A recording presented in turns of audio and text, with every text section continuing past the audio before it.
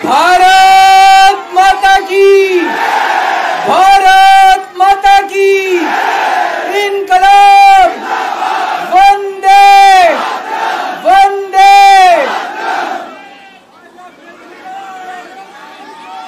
आप सब लोगों का तहे दिल से बहुत बहुत शुक्रिया। इतनी तपती धूप के अंदर इतनी देर से इतनी बड़ी संख्या में आप लोग मेरा इंतजार कर रहे हैं। मैं आपका तहे दिल से बहुत बहुत शुक्रिया अदा करना चाहता हूं। जितने लोग इस वक्त टीवी में देख रहे हैं उन सब दर्शकों का भी मैं तहे दिल से शुक्रिया अदा करना चाहता हूं। सबको मेरा नमस्कार, सबको मेरा प्रणाम। दोस्तों, सीधा जेल से मैं आप लोगों के बीच में आ रहा हूं। आपके बीच में आके बहुत अच्छा लग रहा है। 50 दिन के बाद अभी अभी मैं, मेरी पत्नी, भगवंत मान साहब, हम लोग कनॉट प्लेस में हनुमान मंदिर में गए थे। हनुमान जी का आशीर्वाद लिया, उनके दर्शन किए। फिर शिव जी के मंदिर गए, शनि जी महाराज के पास गए, उनका सबका आशीर्वाद लिया। बजरंग बली की खूब कृपा है हमारे ऊपर, हमारी पार्टी के ऊपर, देशवासियों के ऊपर। उन्हीं की कृपा से आज अचानक मैं आप लोगों के बीच में हूं। नहीं तो किसी को उम्मीद नहीं थी कि चुनाव के बीच में मैं जेल से बाहर आ जाऊंगा। लेकिन ऊपर बजरंग बली की कृपा है, हनुमान जी की कृपा है हम लोगों के ऊपर, और चमत्कार हुआ और आज मैं आप लोगों के बीच में हूं। दोस्तों, हमारी आम आदमी पार्टी एक छोटी सी पार्टी है, 2 राज्यों के अंदर है, अभी 10 साल पुरानी पार्टी है। हमारी पार्टी को कुचलने में, खत्म करने में प्रधानमंत्री जी ने कोई कसर नहीं छोड़ी। एक साथ हमारी पार्टी के 4 टॉप के नेता जेल भेज दिए एक साथ। अरविंद केजरीवाल, मनीष सिसोदिया, संजय सिंह, सतिंदर जैन। बड़ी बड़ी पार्टियों के अगर 4 टॉप के नेता जेल चले जाएं, पार्टी खत्म हो जाती है। आम आदमी पार्टी के 4 टॉप के नेता इन्होंने जेल भेज दिया। उन्होंने सोचा कि पार्टी खत्म हो जाएगी, लेकिन ये पार्टी नहीं है, ये एक सोच है। जितना ये खत्म करना चाहते हैं उतना ये बढ़ती जाती है, उतना ये बढ़ती जाती है। ये क्रश करना चाहते हैं प्रधानमंत्री जी आम आदमी पार्टी को। जो लोग मोदी जी से मिलने जाते हैं, वो कई लोग हमें भी जानते हैं, वो बाहर आके हमें बताते हैं कि आपके बारे में सबसे पहले मोदी जी से जो भी मिलने जाता है, सबसे पहले वो केजरीवाल की और आम आदमी पार्टी की 10 से 15 मिनट बात करते हैं। उनको कहते हैं कि आने वाले समय के अंदर आम आदमी पार्टी ही देश को भविष्य देने वाली है। वो खुद भी मानते हैं। इसीलिए वो चाहते हैं कि आज ही आम आदमी पार्टी को बढ़ने से रोका जाए, इनको कुचल दिया जाए। ये तानाशाही है। अगर उनको लगता है कि आम आदमी पार्टी आने वाले समय में बीजेपी को चैलेंज देने वाली है, आप अच्छे काम करो, आप देश को भविष्य दो। आज आपकी सरकार है केंद्र के अंदर, आप देश के लिए काम करोगे, आम आदमी पार्टी को कोई पूछेगा ही नहीं। लेकिन आप कुछ काम नहीं करो और आम आदमी पार्टी को कुचल दो, ये जनतंत्र नहीं है, ये इस देश की जनता पसंद नहीं करती। इन्होंने आम आदमी पार्टी को कुचलने में कोई कसर नहीं छोड़ी।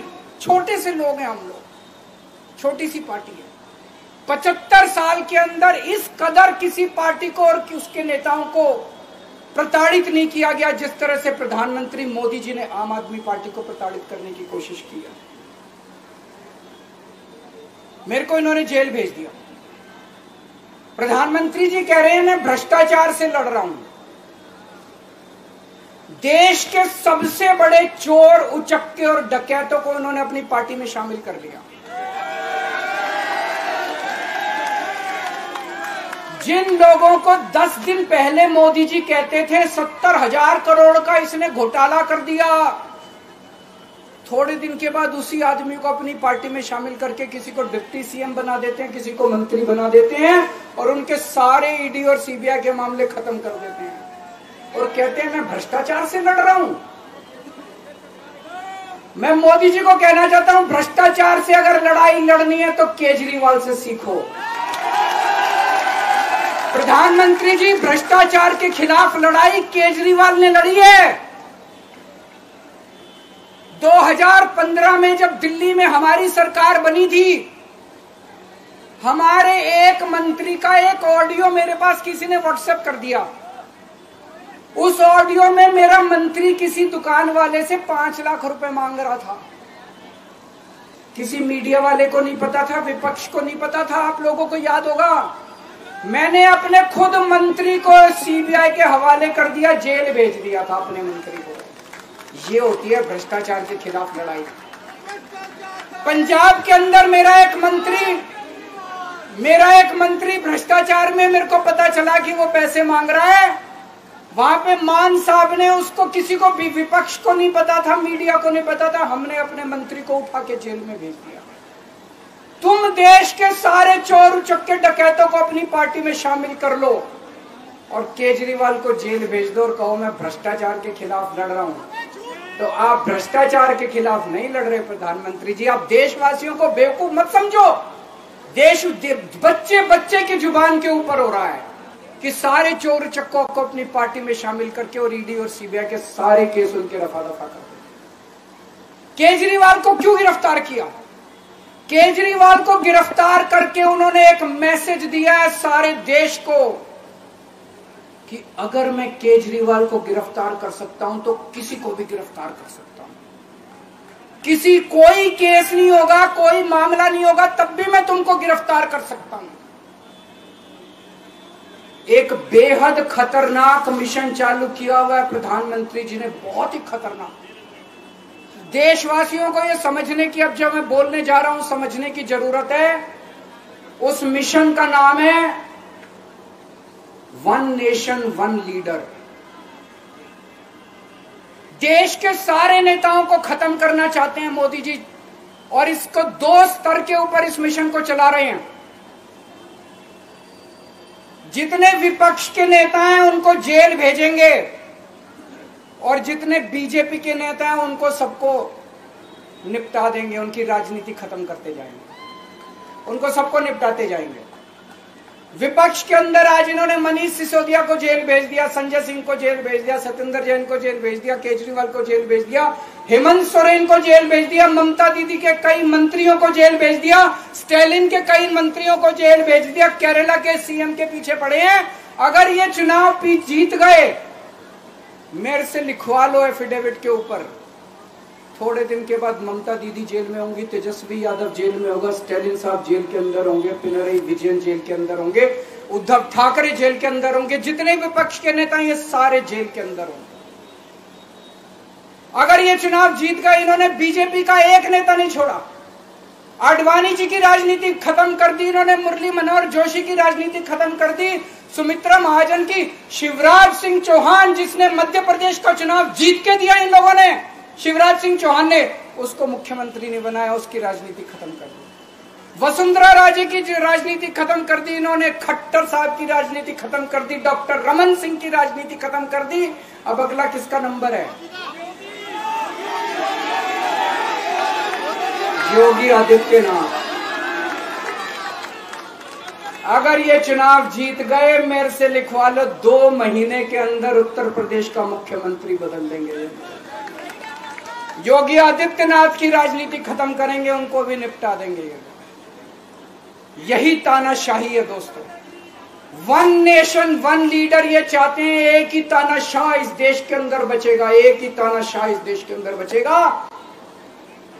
हमारा देश बहुत महान है, 4000 5000 साल पुराना हमारा देश है। इसके पहले पिछले 4000 साल में कई मौके आए जब इस देश के ऊपर तानाशाहों ने कब्जा करने की कोशिश की, लेकिन हमारे देश के लोगों ने उन तानाशाहों का तख्ता उखाड़ के फेंक दिया। जब जब हमारे देश में ऐसा मौका आया कि तानाशाह ने हमारे देश के ऊपर कब्जा करने की कोशिश की, इस देश की जनता ने उसका तख्ता उखाड़ के फेंक दिया। आज एक तानाशाह इस देश से जनतंत्र खत्म करना चाहता है। आज एक तानाशाह इस देश से लोकशाही खत्म करना चाहता है। मैं पूरे तन मन धन से लड़ रहा हूं, संघर्ष कर रहा हूं उस तानाशाह के खिलाफ। 140 करोड़ लोगों का साथ चाहता हूं मैं। मेरे अकेले के करने से नहीं होगा। 140 आज मैं आप लोगों से भीख मांगने के लिए आया हूं। 140 करोड़ लोगों से 140 करोड़ लोगों से भीख मांगने के लिए आया हूं। मेरे देश को बचा लो, मेरे भारतवर्ष को बचा लो। मेरा भारत बहुत महान है। इस तानाशाही से बचा लो मेरे दोस्त, मेरे देश को।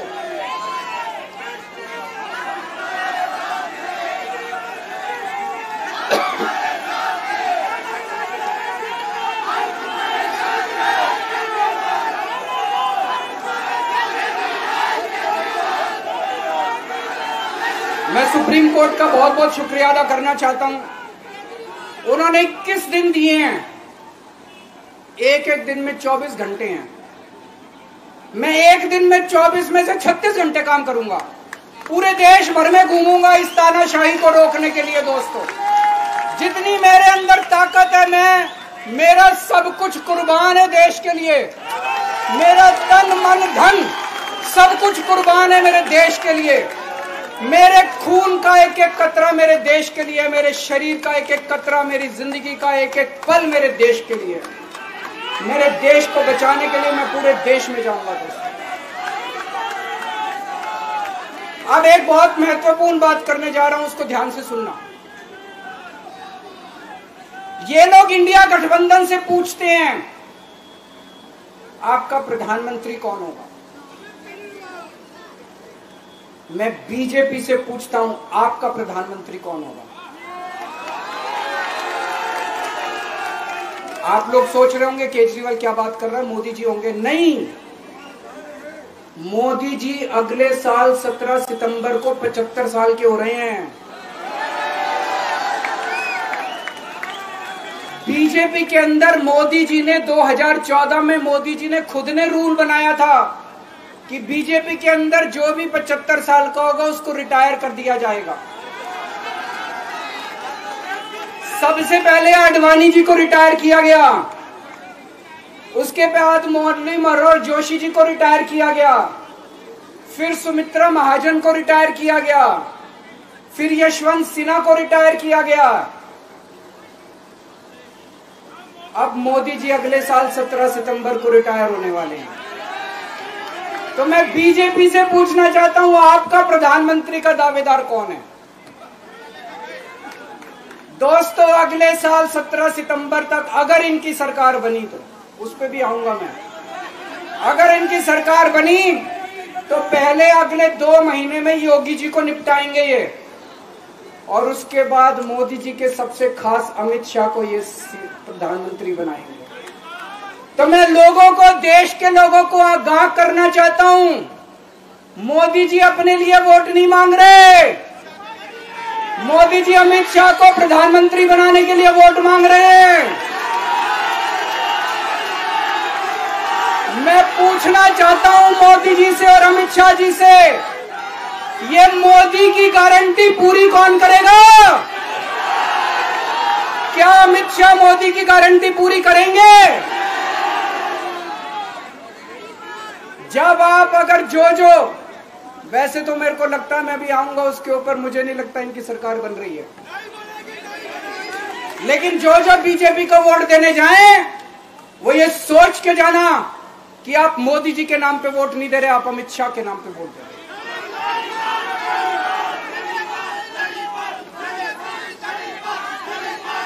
अब एक खुशखबरी है आप लोगों के लिए, अब एक खुशखबरी है। सबको बता देना जो मैंने बातें कही है बड़ी सोच समझ के कही है। वहां बैठ के यही सोच रहा था 50 दिन से।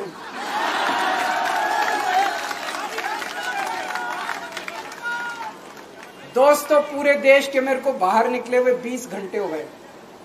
इन 20 घंटों के अंदर भी मैंने रात भर में जनता से बात कर रहा था, लोगों से फोन कर रहा था।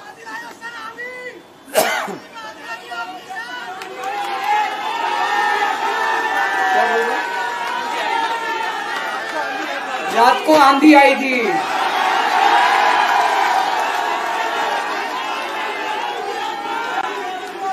पिछले 20 घंटे में मैंने जो बातचीत करी है, कई बड़े बड़े एक्सपर्ट से बात की, चुनाव विश्लेषकों से बात की, सेफोलॉजिस्ट से बात की, जनता से बात की, फोन पे लोगों से।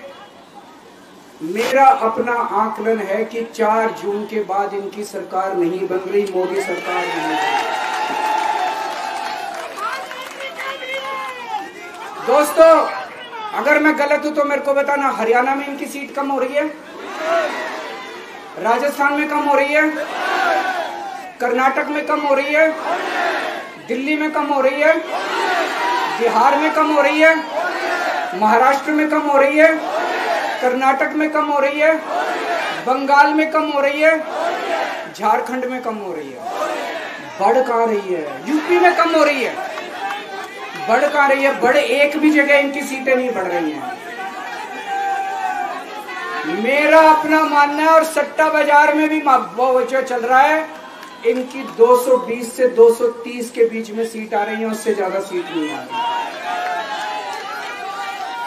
मोदी सरकार नहीं बन रही है, केंद्र में इंडिया गठबंधन की सरकार बन रही है। आम आदमी पार्टी उस सरकार का हिस्सा होगी। दिल्ली को पूर्ण राज्य दिलाएंगे।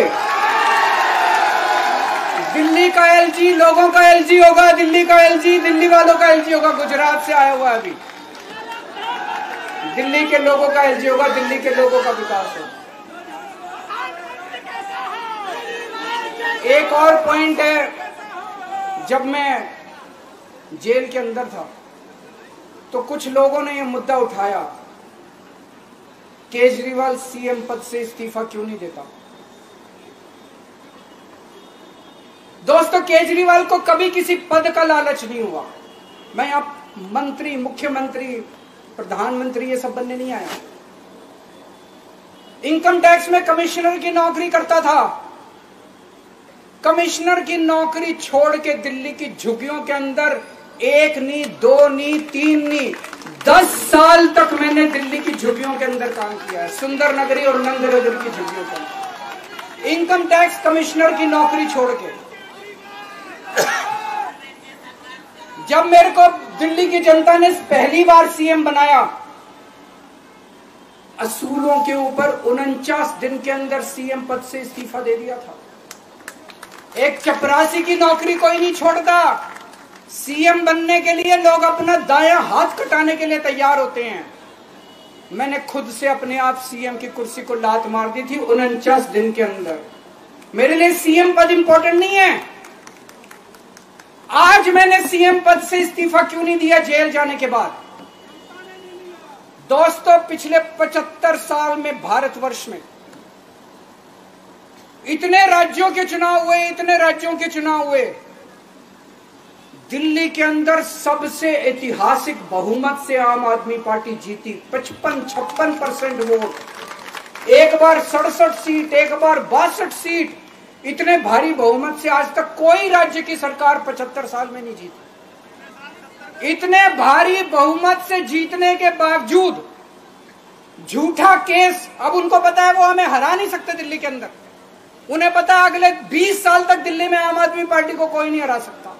तो उन्होंने एक षड्यंत्र रचा, राजनीतिक षड्यंत्र रचा।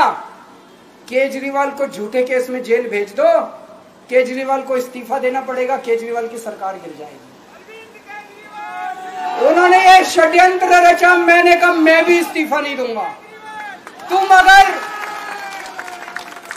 तुम अगर जनतंत्र को जेल में कैद करोगे तो जनतंत्र जेल से चला के दिखाएंगे। दोस्तों, सरकार भी जेल से चला के दिखाएंगे। कतई इस्तीफा, तुम्हारे ट्रैप में फंसने वाले नहीं हम।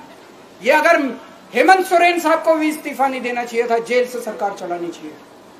अगर हमने इस्तीफा दे दिया, ये तो बड़ा अच्छा इनके लिए।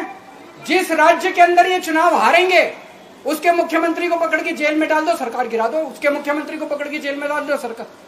आज मैं अगर दिल्ली की जेल के अंदर रह के दिल्ली की जेल से इस्तीफा नहीं दे रहा, वो इस तानाशाही के खिलाफ संघर्ष कर रहा हूं, इसको समझ लेना।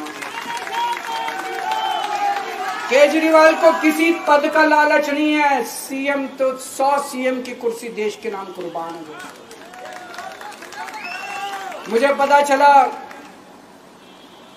मेरे जेल जाने से बहुत लोग भावुक हुए, खासकर मेरी माँ, बहनें, महिलाएं बहुत रोई, कईयों ने बहुत मन्नतें मांगी। मैं सबका बहुत बहुत शुक्रिया अदा करना चाहता हूं जिन लोगों ने अपनी दुआएं, करोड़ों लोगों ने अपनी दुआएं भेजी हैं। पूरी दुनिया भर से करोड़ों लोगों ने दुआएं भेजी। उन्हीं के आशीर्वाद का कमाल है कि आज मैं आप लोगों के बीच में हूं। आप लोग सब लोग सुखी रहें, देश खूब तरक्की करे, फले फूले, आप सब लोग खूब खुश रहें, ऐसी मेरी प्रभु से इच्छा है। भारत माता